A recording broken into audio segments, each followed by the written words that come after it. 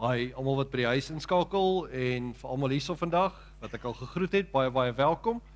En vandag wil ek graag praat oor daai moeilike vraag of liefde kan op 'n stadium sê genoeg is genoeg. En dis waarna ons gaan kyk. En ek weet dis 'n scary vraag en dis een wat implikasies het. Toe ek sê nou vir Freek toe ek in die week met Fish praat oor hierdie, toe sê hy, jy weet iemand gaan vandag in die diens sit of op YouTube kyk en hierdie vraag benader om te sê, is genoeg, kan 'n mens, 'n Christen op 'n stadium sê, genoeg is genoeg, en hulle gaan hulle mans los of hulle gaan hulle huwelik weer 'n kans gee. En dis hoe ernstige en groot en moeilike vraag hierdie vandag is wat ons nou gaan kyk. Nou laasweek het ons gekyk na seker een van die inspirerendste gedeeltes in die Bybel vir my, 1 Korintiërs 13, wat gaan oor die liefde. En dis een van daai gedeeltes wat die potensiaal het om alles te verander, jou hele wêreld te verander. Ek bedoel, ek kan vandag hierso sit en na net 'n paar jaar van getroude lewe kan ek vandag getuig om te sê dat daai hoofstuk, as jy daai boodskap jou eie maak van liefde gaan nie oor jouself nie, liefde gaan oor iets groters as jy, het dit regtig die potensiaal om anders te verander. En ek het dit gesien met my en Celeste verhouding, soveel so, ek het dit al so sterk gesien, dat ek vir mense al kan begin sê dat 99% van alle konflik in 'n huwelik, van alle moeilikheid word opgelos.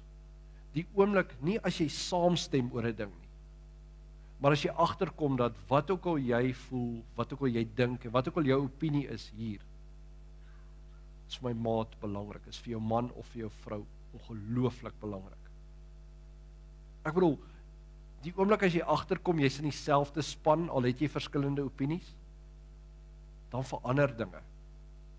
Ek het dit in my eie huwelik gesien, en ek het dit al in ander mense se verhoudings gesien. Ek het dit al gesien in ouers en kinders se verhoudings, en man en vrou se verhouding, waar mense op 'n stadium gekom het en gesê het, weet jy wat, ek wil hierdie ding begin doen, ek wil die pad van liefde stap, ek wil deel van iets groters, ek gaan my kind eerste stel. Ek gaan dink aan my kind se behoeftes, en ek gaan dink aan my kind se opinie, en dit het nuwe lewe in daai verhoudings ingeblaas, in daai huwelike ingeblaas. Die oomblik as jy kan gaan en sê, weet jy wat ek nou gaan doen, gaan nie oor my gaan nie oor my eie ego gaan nie oor my eie self gaan nie. En ek dink dis wat die Here vir ons nooi in 1 Korintiërs 13, dis wat liefde is selfopoffering. En een van my gunsteling stukkies wat ek vandag wil deel, sonder om dit weg te gee, kom uit so 'n ou fliek uit, Fireproof. Wie van julle het al gekyk? Nou, meeste van ons, klomp van ons. Wat regtig 'n goeie fliek is, as jy hom nog nie gekyk het nie, want het begin met hierdie brandweerman wat sy huwelik nie meer goed gaan. En dan op 'n stadium dan kry hy die uitdaging om vir sy vrou te dien. Hy moet haar dien. En my gunsteling stukkie in die fliek is, op 'n stadium staan die pa en die seun wat die seun het die huweliksprobleme, en hy praat met sy pa, en hulle is so in die woud. En die seun het net vir sy vrou hierdie kerslig ete gegee, en dit het net heeltemal misluk. Nou, en hy staan daar en hy praat met sy pa, en hy sê vir sy pa, ek weet nie hoe om dit te doen nie, ek weet nie hoe kan ek aanhou om lief wees vir iemand wat alles met agterdog bekyk wat ek doen nie, wat iemand wat my in my eie huis soos 'n vyand laat voel nie, soos 'n vreemdeling laat voel nie, ek weet nie wat om te doen nie. En terwyl hy besig is om te praat, is die pa besig om so in die ronde te stap, in die veldjie wat daar so in die woud is, in die opening daarso. En hy sê vir sy pa op 'n stadium, hy sê, hoe het jy vir iemand lief, wat jou nie terug lief het nie? Wat jou soos 'n skurk laat voel, of ondankbaar is oor alles wat jy doen. En as hy klaar die vraag gevra het, dan staan die pa, wat nou luister na alles, staan hy so by 'n kruis, wat daar geplant is. En dit is my so treffend, want ek dink die fliek het dit so half opgestel, dat jy met hierdie vraag van, hoe het jy vir iemand lief, terwyl hulle so ondankbaar terug is, dit so opgestel, dat jy nie anders te kan, as om op die einde van die dag, na die kruis te kyk, en te gaan sien, maar dis wat die Here met jou doen, dat hy het jou so lief, hy sit soveel in hierdie verhouding in, en ons gaan hoeveel keer, en ons is so ondankbaar, so onverskillig met sy liefde. En ek dink dis hoekom die Bybel ook op 'n stadium sê, dis ware liefde. Liefde is nie wat ons vir God het nie, dis wat God vir ons het. En die manier wat hy homself net vir ons gee, homself opoffer, mens word en selfs aan 'n kruis hang, doodgaan vir ons. Dis wat liefde is. Liefde is selfopoffering. Liefde gaan nie oor jou nie. Maar is dit die einde van die gesprek? Sien, want ons almal, dink ek, begin iets verstaan van 'n verhouding wat opoffering vat, van as jy regtig wil hê jou verhouding moet gesond wees en groter as net een ou wees, moet jy iets van jouself gee en prys gee ook. Maar ek dink ons almal sit hierso vandag en ons ken mense wat se verhoudings baie ongesond is, en dalk is van ons sinne ook. Waar 'n mens agterkom dat, weet jy wat, 'n mens sit in 'n verhouding vasgevang, in 'n huwelik vasgevang, waar die een altyd gee en die ander een net vat. Waar die ene wat veronderstel is om te moet begin werk aan hulle self, terugsit, en die ander een die pad van selfopoffering stap. So wat maak 'n mens as jy vasgevang is in 'n verhouding, waar die een wat eintlik die veranderwerk moet doen, waar die een is wat eintlik die opoffering moet werk en die dienwerk aan hulle self moet werk deel, daai deel moet doen, as hulle nie bereid is nie.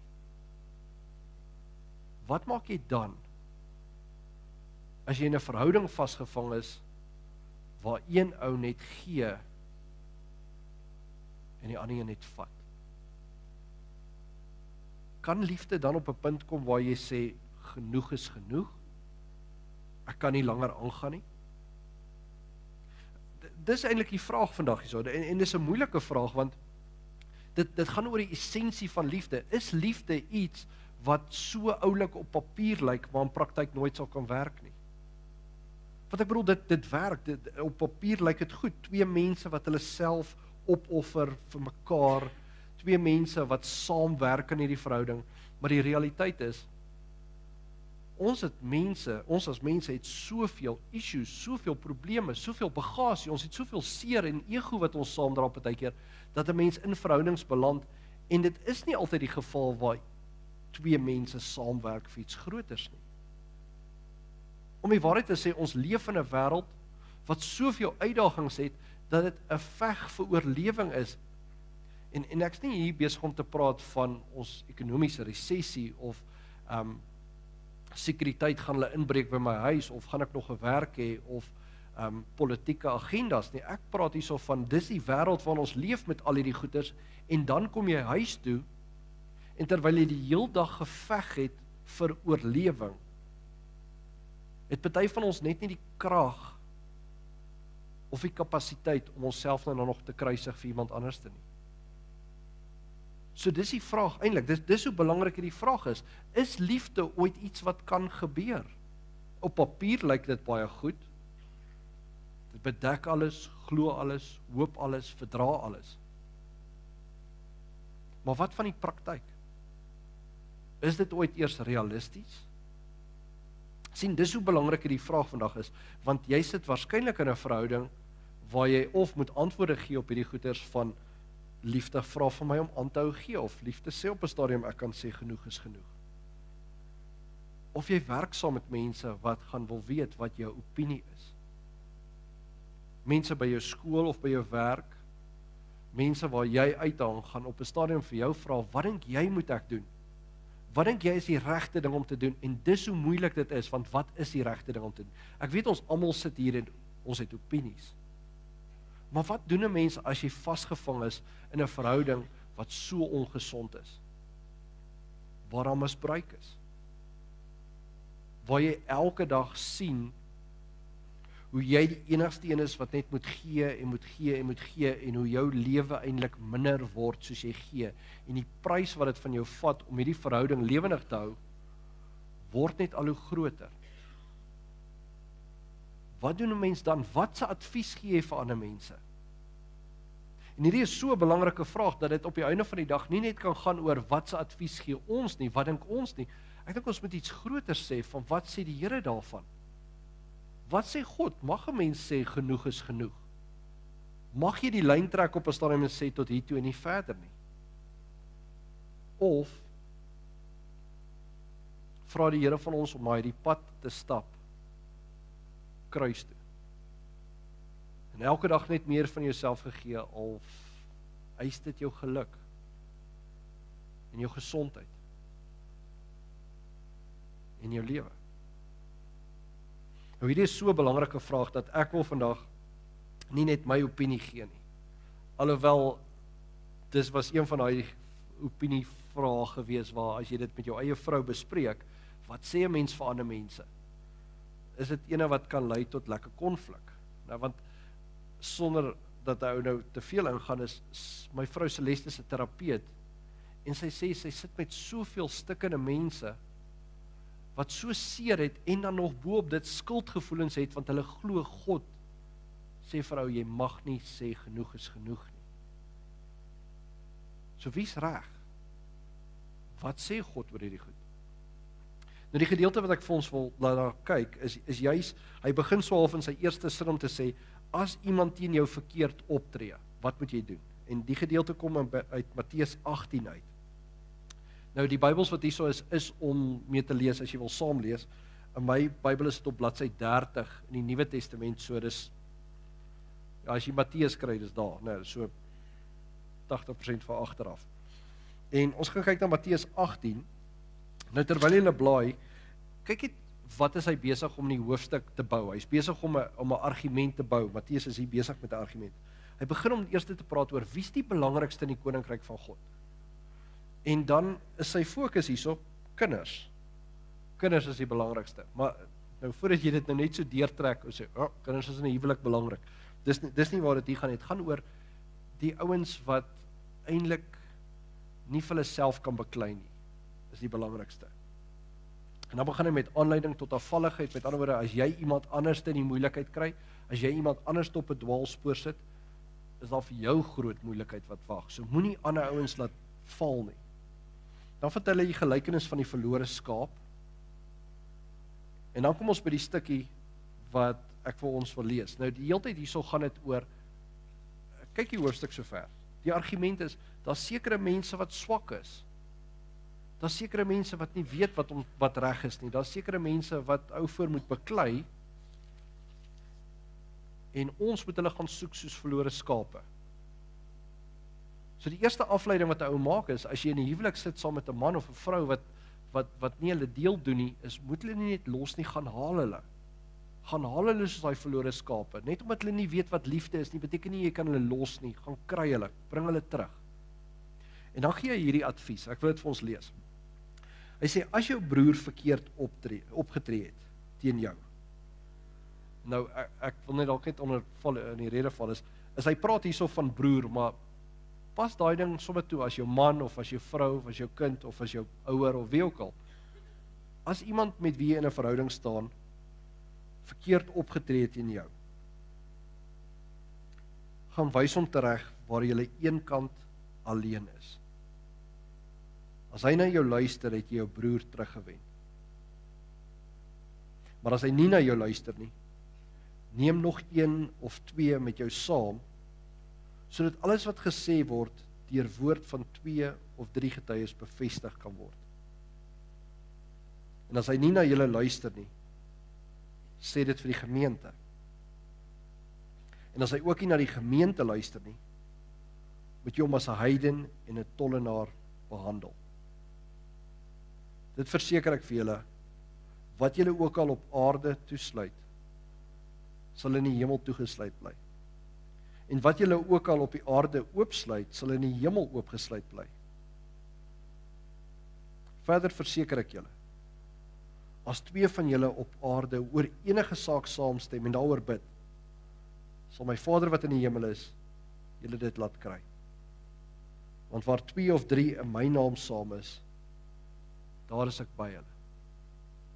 Miskien moet ek net vinnig die laaste stukkie hierso, want dit is die maklikste om te sê. Dis so half om te sê, ek verseker julle, waar daar mense is wat saam bid en God smeek, hy's daar, hy hoor, hy wil dit vir jou gee. So hierdie ene is so half, moenie dink jy gaan nie die krag kan kry om moeilike besluite te neem nie. God sal saam met jou hierdie ding doen. En nou kom dit weer terug na die oorspronklike vraag toe, wat is die besluit wat ons moet neem? Nou kyk hoeveel kansse gee hy. Hy sê, as jy 'n probleem het, as daar iemand is wat teenoor jou verkeerd optree, eerste ding is, probeer dit uitsorteer alleen. Nie van vertel almal, probeer dit op Facebook uitsort of so iets nie, nee. Moenie dit doen nie. Dis nie die pad van liefde nie.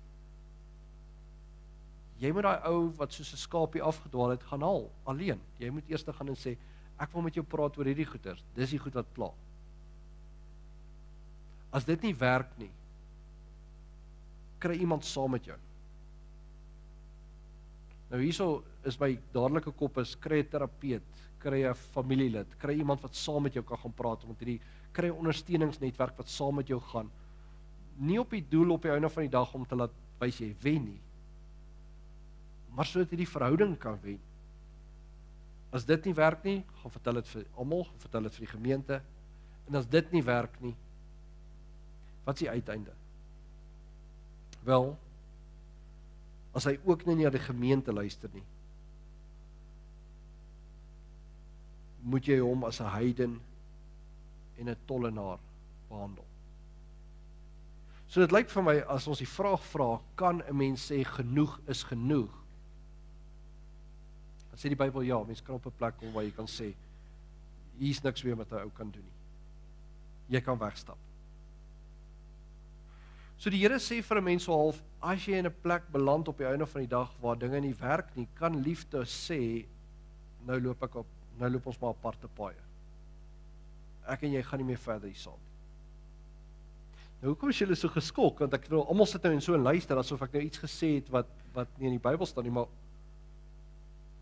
dis wat die Bybel hier sê, is, jy kan op 'n plek kom waar jy moet sê, hier kan ek niks red nie, ek gaan aan, sonder jou. Maar nou voordat jy jou vrou van 10 jaar los en sê, weet jy wat, dinge saam met jou is nou bietjie taai, nou, maar hierso is hierdie jong meisie wat saam met my werk, wat eintlik sê, laat my glimlag, en my lewe maak sin en alles.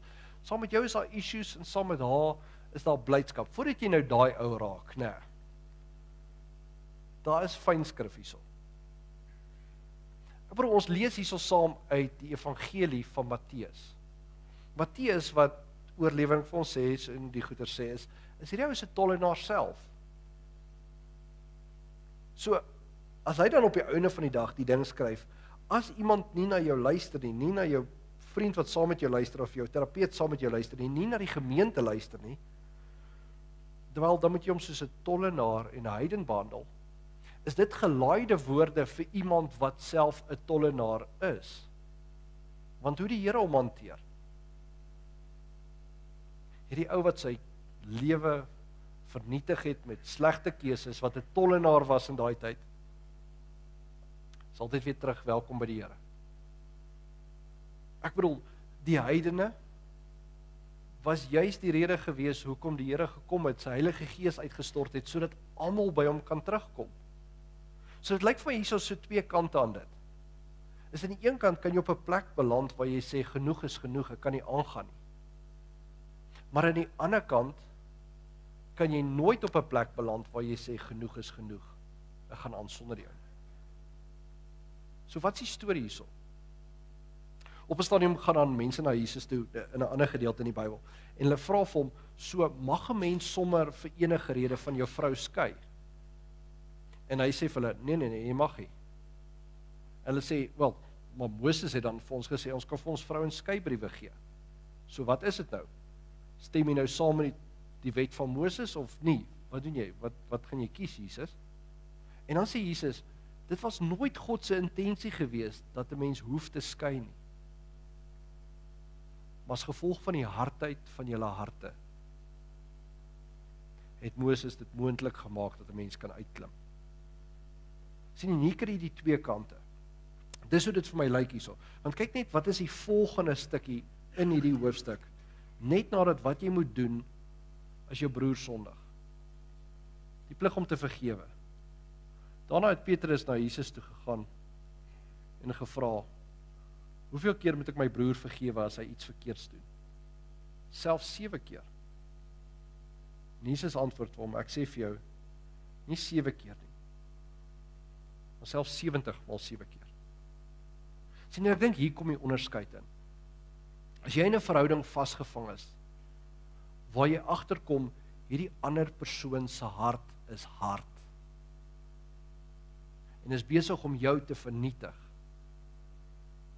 Nie omdat jy ewe skielik belangstel in iemand anderste nie. Nie omdat daar iemand anderste jou pad kruis nie. Jy is saam met iemand in 'n verhouding en jy kom agter dat terwyl jy hierdie verhouding probeer laat werk, terwyl jy die pad van liefde stap, is die ander persoon se hart hard. Dan doen jy alles wat jy kan om hierdie persoon terug te kry. Nie terug te kry nie, maar terug te kry in die verhouding in. Jy gaan praat met hulle, jy vat iemand saam, jy kry 'n ondersteuningsnetwerk om te probeer terugkom. Was dit nie werk nie? Jou hart is sag, maar die ander persoon se hart is hard. Dan kan jy uitklim. Maar as jy uitklim terwyl die ander persoon se hart sag is, dan beteken dit jou hart is die harde een. En dan moet jy daaraan werk. So dis hoe moeilik en kompleks die Bybel dit maak. En ek dink die Here dit maak. As jy op 'n plek kom waar jy alles gedoen het wat jy kon, maar daar's nie antwoorde nie, dan gun die Here in sy liefde vir jou ook geluk. Maar as jy die harde een was, dan wil die Here van jou vra, verander jou hart. Dan moet jy aan jouself werk. Sien wat ek dink, dis waar die liefde gaan. Die liefde gaan nie oor twee perfekte mense wat by mekaar kom en 'n perfekte verhouding het en alles werk net nie. Verhoudings saam, of dit nou tussen ouers is en kinders is en vriende is en man en vrou is, of selfs mense by die werk is, verhoudings vra van 'n mens dat jy die heeltyd moet teruggaan en na jou eie hart kyk en sê, het my hart nie hard geword nie. En 'n mens beland in 'n situasie waar jy agterkom, ander mense se harte is hard en niks wat jy kan doen kan dit verander nie. En dan wil die Here jou sagte hart beskerm. Maar as jou hart self hard geword het, dan het jy nog werk om te doen. So ek dink die groot boodskap wat ek vandag hieruit kry is, liefde kan sê genoeg is genoeg. Maar dit kan net gebeur onder sekere kondisies, sekere gevalle. 'n Geval waar jy alles gedoen het en op die einde van die dag uitklim, omdat jy nog steeds die pad van liefde soek. Maar ons almal weet van verhoudings wat net te veel bagasie het, wat nie gered kan word nie. En om die kinders te gebruik, of om een of ander verskoning te gebruik, mens moet op die ou end vra, wat is die pad van liefde? En dit loop. So nou, kom ons vat dit makliker. Nou moet ons op die einde van die dag hier uitstap, en ons moet antwoorde hê vir ons eie verhoudings, ons moet antwoorde hê vir ouens wat saam met ons werk. Wat is die kort antwoord? Wat is die maklike antwoord waar jy daai kollega van jou by die werk mee kan antwoord om te sê, los hom, hou hom, probeer weer. Nou, wat is die kort antwoord? Die kort antwoord is, soos die liedjie wat ons nou net gesing en geluister het voor ons begin het, is, jy moet God se hart soek hierson. Dis die antwoord. Jy moet in elke verhouding, in elke situasie teruggaan en God se hart soek.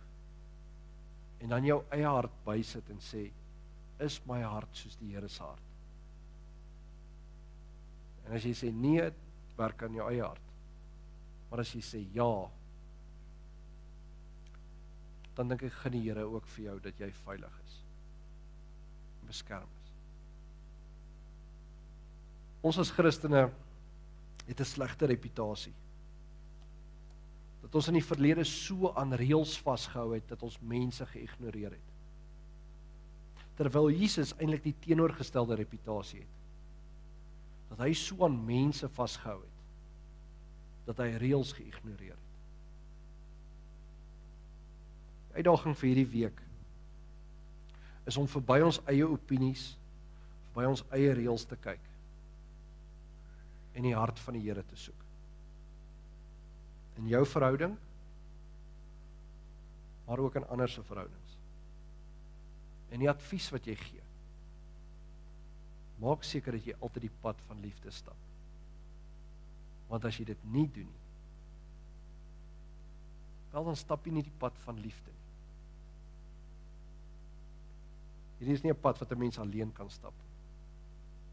Dit is nie 'n pad wat jy sonder die Here kan stap nie. So mag die Here saam met ons wees en ons help om in uiters moeilike situasies antwoorde te kan gee wat soos liefde lyk. Kom ons sit net so, dan bid ons saam.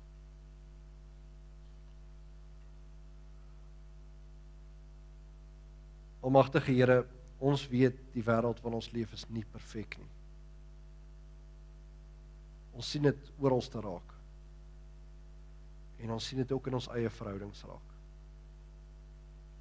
Maar help ons asseblief, Here, om te groei na iets toe wat perfek is, na U hart toe te groei. Mag U hart ons hart word. En mag ons die sagte liefde van U liefde wys vir ander. Maar Here, as ons in situasies beland waar daar nie antwoorde is nie, en waar ander se hart uit ons breek, dankie Here dat U ook vir ons die liefde gun en wil gee, waar ons veilig kan wees. In U naam bid ons dit saam. Amen. Baie dankie vir almal wat saam gekyk het ook by die huis.